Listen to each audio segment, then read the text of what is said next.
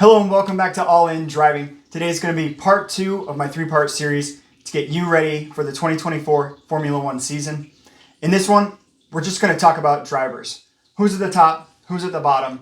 One quick note before we start. I didn't really like the way my last video came out as far as the production quality and that kind of stuff. So this time, you're going to see me just about the whole time, and we're going to put the big board up here. So starting at 20, we've got Logan Sargent.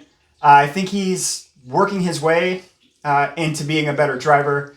The car is a little different this year, but it's his second time around the tracks. I think he's going to score points, but I don't see him getting too far up the ladder. It's a bummer. I'm rooting for him, but we'll see. At 19, I've got Kevin Magnussen. He had a great year in 2022 as his little comeback year. Last year, there was some regression. I don't think the Haas car is any good, so he'll probably end up right around 19 or 20. At 18, Zhou Guanyu. He's getting better as a driver, but again, this is a car that I don't trust. The Sauber car doesn't look that great, so we've got Zhou Guanyu down at 18. At 17, we've got the other Haas driver, Nico Hülkenberg. I think Nico's a slightly better driver than Kevin Magnussen, but again, the car's just not going to do him justice. I've got Valtteri Bottas at 16. I think that, this year for Valtteri, he really kind of has to decide if he wants to stay in Formula One or if he wants to pursue, growing a mullet full time. He's a really cool dude, but the car's not going to give him any benefit. We'll see where he goes. With 2 teams completely gone already, I think Esteban Ocon is set at about 15. The Alpine drivers are pretty close in quality, to be honest, but I just think Gasly's a little bit better, and Ocon seems to have worse luck when it comes to race weekends. At 14, I've got our other Williams driver, Alex Albon. I like Albon. I think he's heading up in his trajectory, but the Williams is probably going to be a little inconsistent this year.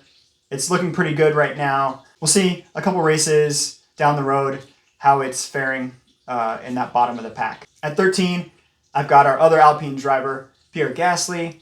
Again, I think Pierre and Esteban are really close. It's just a matter of a few points. I do think that Esteban is kind of leveled out where Pierre can get better. But the car, that Alpine car, is going to start off really slow this year. I've got Yuki Tsunoda at 12. I think this is kind of a make or break year for Yuki. We'll see what happens and where he might end up next year. My guess is that he's going to still be with RB, but it does depend on how this goes. At 11, we've got the enigmatic Lance Stroll. I don't know where he's at, to be honest. There were a couple races last year where he was looking good with 2 broken wrists, broken toes, finishing in points, and then there are weeks where he just doesn't look like he wants to be there. I think for him, he needs to be pushed to get better. And with Fernando Alonso and a seat that may never expire with his dad running the company, I don't know if he'll ever get better, but I also don't know if he'll ever move on. Now into our top 10. Here's maybe a bit of a surprise, but I've got Daniel Ricciardo at 10. I think that he's fighting for his seat in Red Bull this year. I think if he can outperform Yuki, if he can look better than Checo a little bit, he's going to get into that spot. Christian Horner loves the guy, so as long as Christian Horner is around, I think there will be a spot for Daniel Ricciardo in Red Bull. So I've got him 10th this year. I think he's going to be fighting for points in every race, and I hope to see it. He's a great personality, a great guy to have on the grid. He's great for marketing and everything for Formula One. At 9, I've got George Russell. I don't know how Mercedes is going to be this year. They could be the 2nd best team. They could be the 5th best team. It's tough to tell, and I don't know if it'll vary from week to week or if they'll settle in and kind of be in that 3-4 spot. Of the 2 drivers, George is still improving. I think he's a really good driver, but I don't think he can push the car quite as far as Lewis can. I don't think that's a surprise to anybody. Lewis is one of the best ever. Now at 8, I've got Oscar Piastri. It's going to be his 2nd year on the grid, and I think he's in for some more podiums, but I also think it's going to take a little while for the car to get up to where it was last year. I think we're a better start than in 2023. But I also think there's going to be some growing pains, and there are a lot of really good drivers, experienced drivers that are ahead of him. Speaking of experience, at 7, I've got Fernando Alonso. I think he's going to will that Aston Martin to several podiums. The guy's got a lot of juice left in him, whether he wants to keep driving or not. He could be at Mercedes next year if he wants to. I think he could be on several teams. He could stay with Aston. They are building momentum and moving up. So we'll see how that goes. Then at 6, I've got Lewis Hamilton. It's weird to put him down at 6. He was 3rd last year, just behind the Red Bull drivers. He, with George, led Mercedes to 2nd in the championship. But I do see a decline in Mercedes. And Lewis will get every ounce he can out of that car. So I've got him at 6th, just below Lando Norris at 5. I do think that McLaren car will start to pick up as the season goes on. And I think Lando's the one to do it. Hoping for him to, I'm hoping for him to get several podiums. I hope he wins his first race at some point this year and maybe a couple more. At 4th, I've got Checo. I don't know what to say about Checo. He's fighting for his life in this Red Bull seat, and just getting 2nd might not be enough.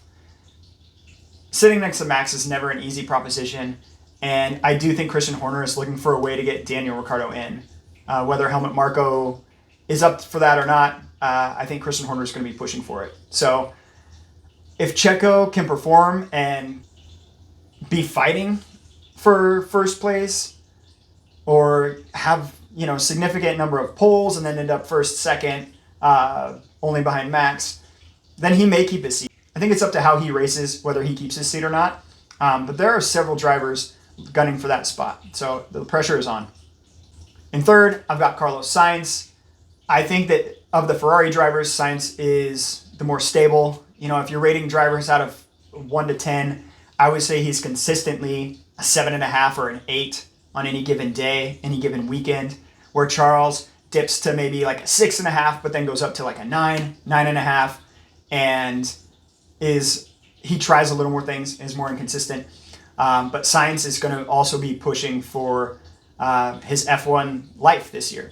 He'll be out of Ferrari next year, and so he is looking for a new team. I think he pretty much can go wherever he wants, short of Red Bull. So, he's going to be fighting for podiums.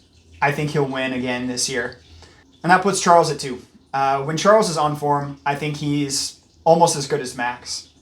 He is one of the best drivers on the grid. And if Ferrari can give him a car that stays around, that is dependable, and the team doesn't make mistakes, I think he's in for a really great season, finishing 2nd in the Drivers' Championship. And with no surprise, that leaves number 1, Max Verstappen. The dude is the best driver around right now, and he's got the best car under him from what we can tell. It was obvious last year. He won every race except for a handful. Checo won basically all the rest, with Sainz winning 1. But it was a Red Bull season last year. I think it's a Red Bull season again this year. I think Max is, he's a generational talent. He will be in the conversation of best drivers ever, probably after this season. That'll give him 4 championships, and we'll go from there. So thank you guys for sticking around. The next video, I'm going to do Formula 1 for beginners. There's going to be a lot of good info in there. I'm really excited for that one. So stick around, stay tuned, and we'll see you next time.